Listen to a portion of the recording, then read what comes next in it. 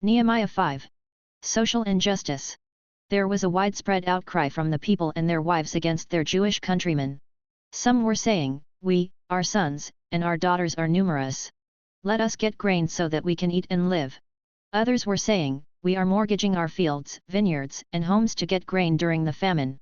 Still others were saying, we have borrowed money to pay the king's tax on our fields and vineyards. We and our children are just like our countrymen and their children, yet we are subjecting our sons and daughters to slavery.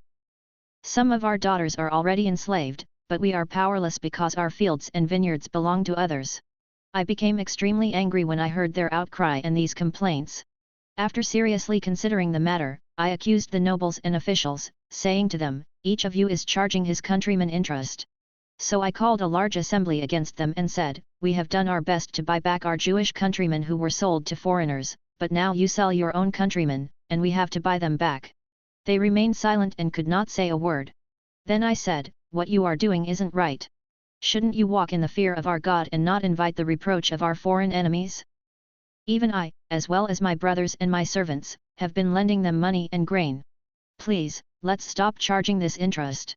Return their fields, vineyards, olive groves, and houses to them immediately, along with the percentage of the money, grain, new wine, and fresh oil that you have been assessing them. They responded, we will return these things and require nothing more from them. We will do as you say.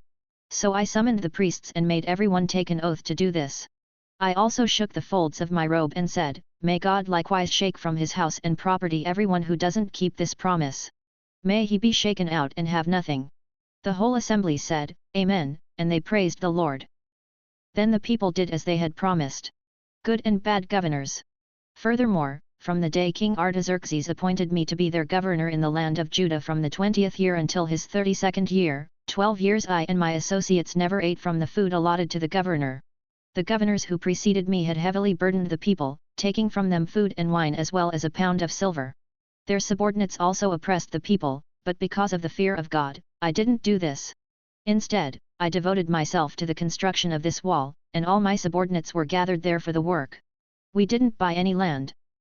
There were 150 Jews and officials, as well as guests from the surrounding nations at my table.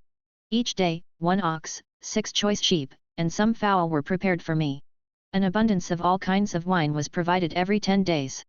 But I didn't demand the food allotted to the governor, because the burden on the people was so heavy. Remember me favorably, my God, for all that I have done for this people.